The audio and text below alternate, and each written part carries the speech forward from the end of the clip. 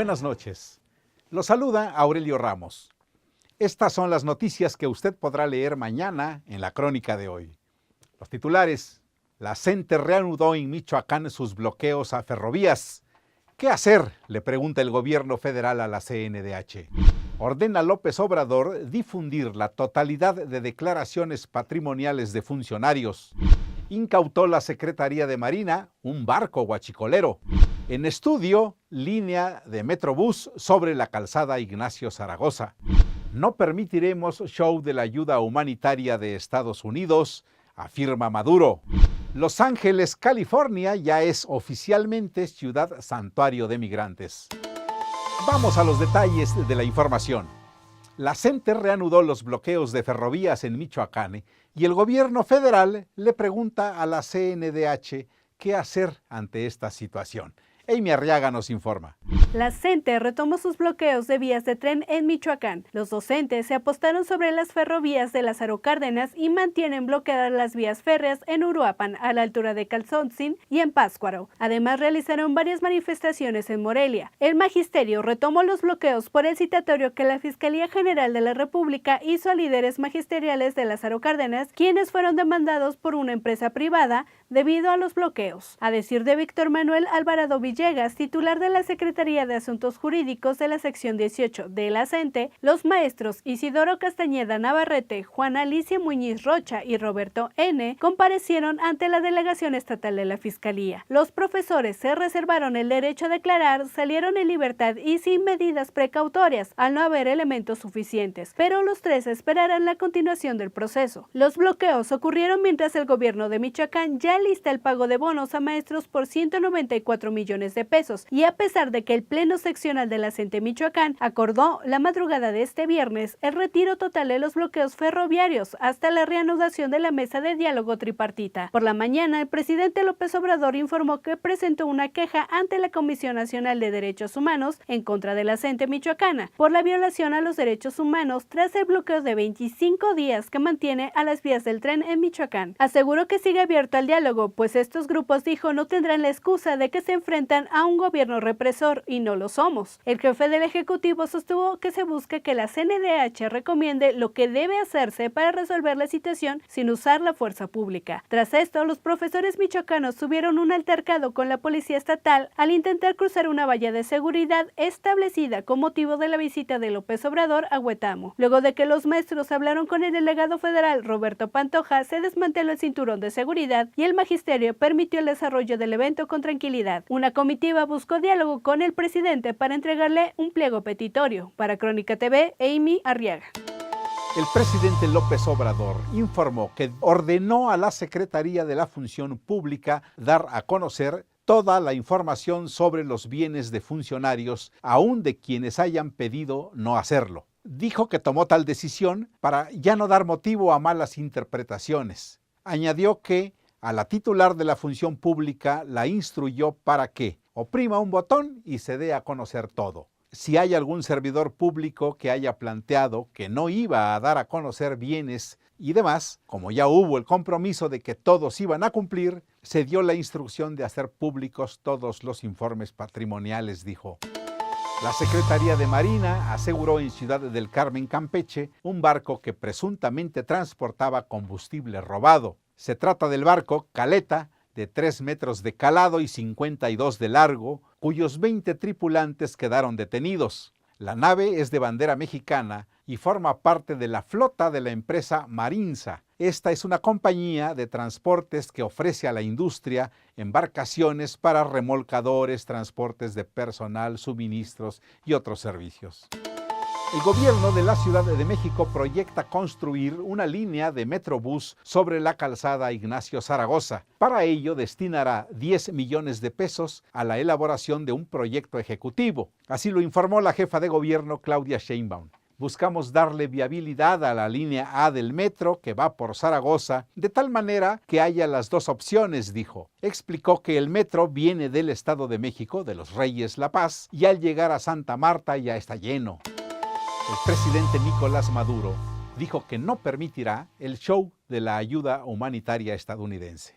El presidente de Venezuela, Nicolás Maduro, aseguró estar dispuesto a reunirse con enviados del Grupo de Contacto Internacional, impulsado por algunos países latinoamericanos y la Unión Europea. Rechazamos la parcialización, la ideologización del documento del Grupo de Contacto, pero estoy listo y dispuesto para recibir cualquier enviado del Grupo de Contacto y establecer contacto. Además, Maduro se refirió a los camiones con ayudas humanitarias destinadas a Venezuela que llegaron el 7 de febrero a Cúcuta y que aún se desconoce cuándo podrán ser entregadas. Toda esa ayuda humanitaria agárrenla y se la dan al pueblo de Cúcuta, que tiene bastante necesidad.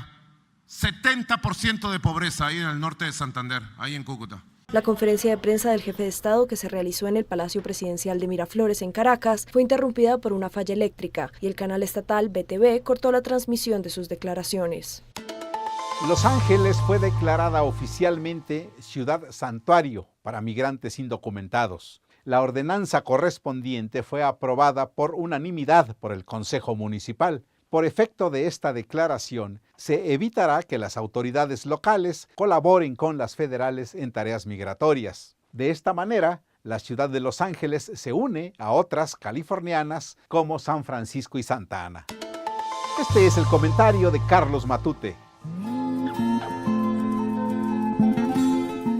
En mi crónica de esta semana, me refiero al discurso pronunciado por el presidente de la Corte, el ministro Saldívar Lelo de la Rea, en el acto conmemorativo del 102 aniversario de la promulgación de nuestra Constitución. ¿Y en qué sentido me refiero a este discurso? En lo que yo creo que puede ser equivocado al momento que le da un papel protagónico a los jueces en la búsqueda de la justicia social, así, entrecomillado, justicia social. ¿Por qué? Si bien es cierto que hay un rezago acumulado en los últimos 200, 300 años que la Revolución Mexicana intentó corregir, un rezago en la desigualdad social, no es papel de los jueces impulsar políticas sociales desde sus sentencias. Los jueces tienen que cuidar que el gobierno mayoritario, aun con las mejores intenciones, no vayan más allá de lo que establecen las garantías, los derechos humanos protegidos por la Constitución. Hay que tener mucho cuidado con un mensaje del juez justiciero que, sin importar la ley, dice lo que su corazón o sus intenciones lo inclinan a hacer. Los invito a leer mi columna de esta semana para profundizar sobre este tema. Soy Carlos Matute. La Fiscalía General de la República y el Ejército detuvieron en Tlajomulco de Zúñiga, Jalisco, a Jesús Ricardo Patrón Sánchez, el H3 o el Diabólico. Es identificado por las autoridades como presunto jefe de plaza del cártel de los hermanos Beltrán Leiva en Tepic, Nayarit, y solicitado en extradición por Estados Unidos. Es hermano de Juan Patrón Sánchez, el H2, quien fue abatido en febrero de 2017. El Diabólico tenía media docena de apodos: el Vela, James Bond, X-Men, Rica, el 3 o el Trense. La jefa de gobierno de la Ciudad de México, Claudia Sheinbaum, anunció que solicitará el apoyo de la Guardia Nacional para la seguridad en las zonas limítrofes de la capital. La jefa de gobierno de la Ciudad de México, Claudia Sheinbaum, afirmó que su administración se encontró con una ciudad con niveles de violencia y de delincuencia sumamente altos. En conferencia de prensa matutina, lamentó y calificó de inaceptables hechos como el ocurrido en Xochimilco la noche de este jueves, donde un hombre perdió la vida tras ser golpeado por habitantes de San Francisco Tlalnepantla al ser señalado presuntamente por abusar sexualmente de una menor. Vamos a trabajar ahí con la población y tenemos que bajar el clima de violencia, tanto con presencia de la policía y del gobierno como con mucho mayor inversión en todas estas zonas por parte del gobierno de la Ciudad de México. Llegamos a tomar el control de la ciudad y su gobernabilidad, y en particular para estas zonas y otras zonas de la ciudad estamos ampliando la vigilancia policial, particularmente en los pueblos del sur. Hemos también solicitado, lo mencioné el día de ayer, apoyo de lo que será la Guardia Nacional en las zonas limítrofes de la ciudad. Hay un tema importante en la zona sur de tala clandestina, por ejemplo, que hemos solicitado el apoyo tanto de la Profepa como de lo que será la Guardia Nacional y en otras zonas limítrofes de la Ciudad de México, como es la zona oriente entre el Estado de México y la ciudad, que es un acuerdo que tenemos con el gobernador del Estado de México. Sobre el tema de irregularidades en autorizaciones de polígonos de actuación, la funcionaria informó que ya se han realizado suspensiones por parte del INVEA en algunas de las 48 obras que se detectaron con anomalías. Señaló que en este caso son varias las estrategias jurídicas que se llevarán a cabo, más allá de la suspensión, pues no se trata de un tema de perdón, sino que tiene que haber sanciones. Este es el comentario de Rafael Cardona.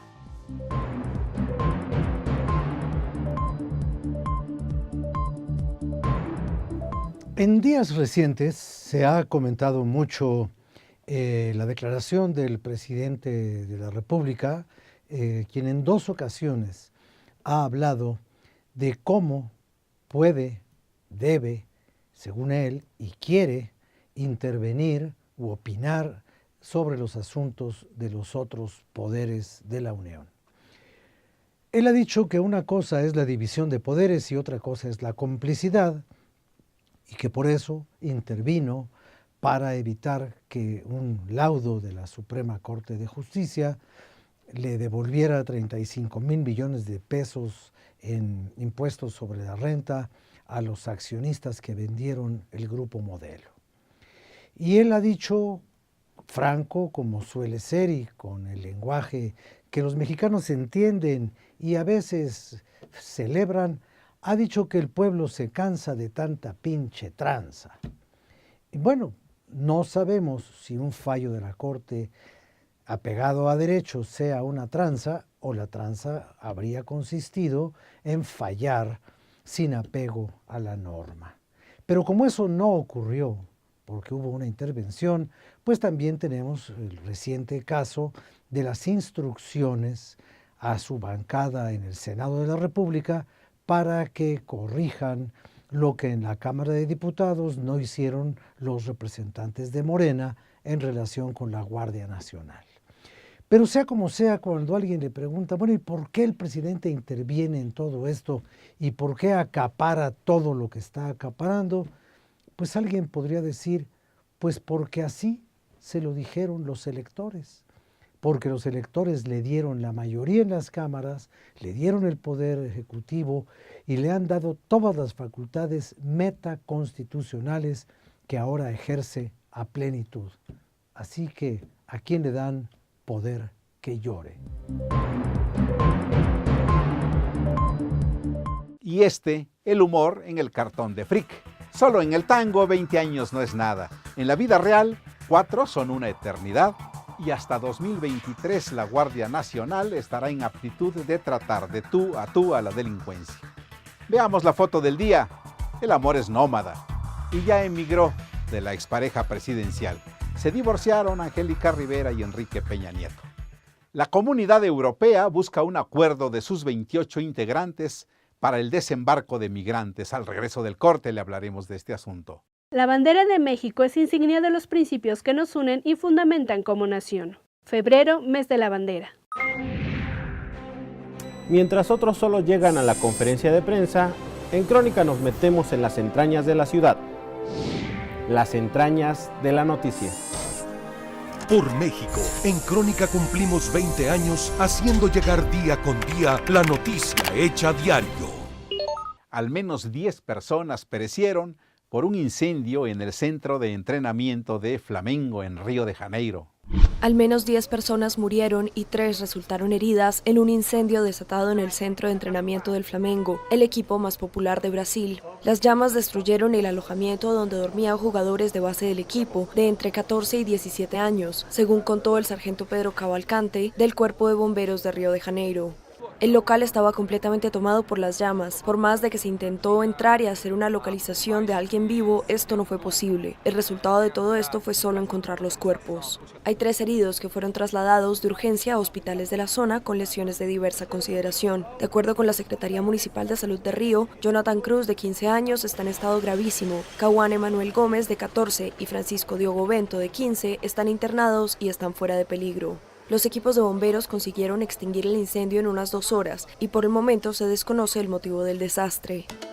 Tal como le adelantábamos, la Comisión Europea instó a las 20 naciones integrantes de este bloque dar seguridad para el desembarco de buques cargados de migrantes que atraviesan el Mediterráneo.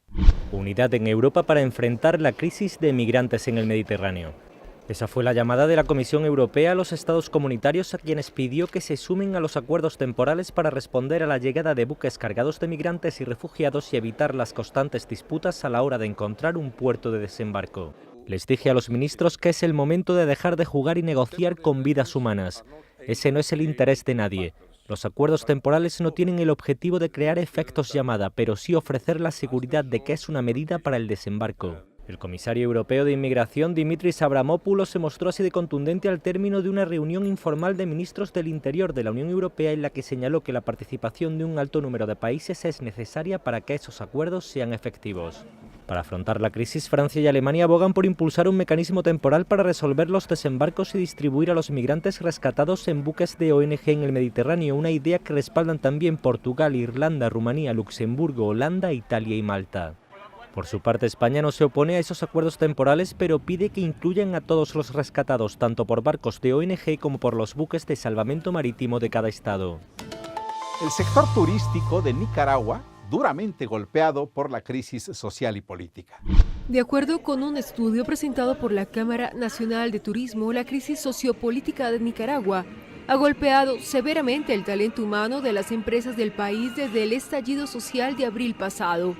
Lucy Valente, presidenta de Canatur, afirmó que según el informe realizado en enero, la crisis sociopolítica que en 2018 causó una contracción de 4% en el Producto Interno Bruto, generó que el 64% de las empresas turísticas hayan cerrado el año en estado de sobrevivencia y un 8,3% debió cerrar temporalmente. La industria turística continúa en crisis, el impacto en las finanzas empresariales es severo.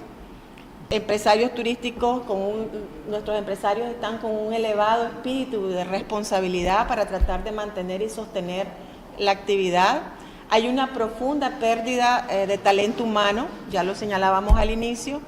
La solución determinante para nuestro sector es el clima de seguridad, más gobernanza, menos opresión, más consenso, cero imposición, es necesario el respeto. La industria turística ha sido una de las más afectadas por la crisis que atraviesa Nicaragua, que ha visto cómo las compañías aéreas reducen o cancelan sus vuelos al país, a la vez que hoteles y restaurantes han debido cerrar o atender a medias.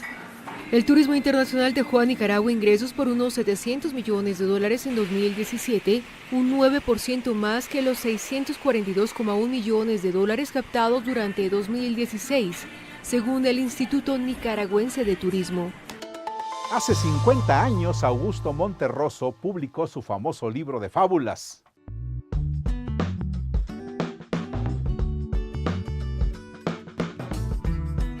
La oveja negra y demás fábulas es el segundo libro de Augusto Monterroso, que encantó desde Isaac Asimov hasta Gabriel García Márquez. El escritor guatemalteco publicó ese conjunto de 40 relatos cortos en 1969. En ellos reiteró su destreza en la prosa breve, su entendimiento de los géneros para reelaborarlos y su evaluación del comportamiento humano para hacer observaciones incisivas de este. Para este libro, el autor centró su atención en textos cortos y tradicionales de carácter moralizante, es decir, fábulas y moralejas, mitos griegos, aforismos, refranes y dichos. En esas fuentes culturales, cada animal o ser inanimado es dotado de virtudes o defectos del hombre, son arquetipos o alegorías. En sus fábulas, Monterroso cuestiona tanto al género literario como los roles de la fauna, vuelto simbolismo por la tradición. Al parodiar esas fábulas, mitos y refranes, así como replantear las características dadas a los animales, él evidencia el moderno comportamiento humano, exhibe una sociedad más compleja, desenmascara prejuicios del ser humano y dignifica la naturaleza animal. Recurrentemente coloca al reino animal en la selva, pero otras veces viven en la urbe, incluso en la Ciudad de México. Siempre el proceder de sus personajes no se debe a su aspecto o condición de bestias, sino a su naturaleza humana, que está plagada de defectos más que de virtudes. Sus personajes salen triunfantes cuando aprovechan su naturaleza animal y su libertad, o usan la reflexión, inteligencia y sabiduría, y suelen terminar mal o frustrados mientras más humanos se comportan o se dejan llevar por la sociedad. Cuando traicionan su esencia o autenticidad, se tornan antinaturales. Cuando abrazan su naturaleza, transgreden y trastocan el orden. Monterroso confronta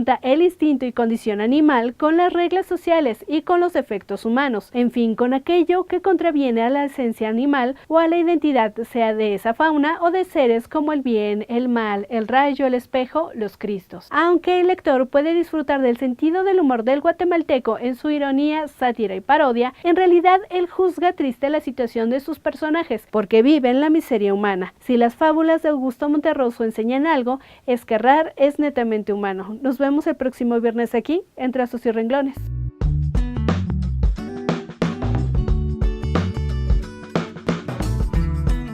La mexicana Dafne Almazán, de apenas 17 años de edad, diseñará en Harvard un modelo para enseñar matemáticas a niños genio.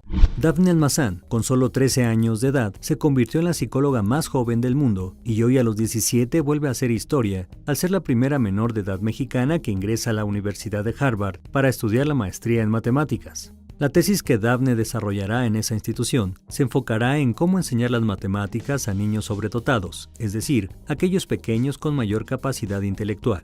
Dafne Almazán aprendió álgebra a los 5 años de edad gracias a que su padre se las enseñó de una manera divertida. De acuerdo con el Centro de Atención al Talento, Dafne es la psicóloga titulada más joven del mundo y una de las universitarias más jóvenes de la historia. Además, estudió 2 certificaciones profesionales en la Universidad de Harvard, una en educación diferenciada y otra en técnicas de aprendizaje significativo. También es licenciada en psicología por el sistema del Instituto Tecnológico y de Estudios Superiores de Monterrey. La joven recibió el Premio Mujer Tech 2016, el Premio Nacional de Psicología 2016 y fue considerada como una de las 50 mujeres más poderosas del país por Forbes México. Llegamos al final. Gracias, disfruten su fin de semana. Soy Aurelio Ramos, muy buenas noches.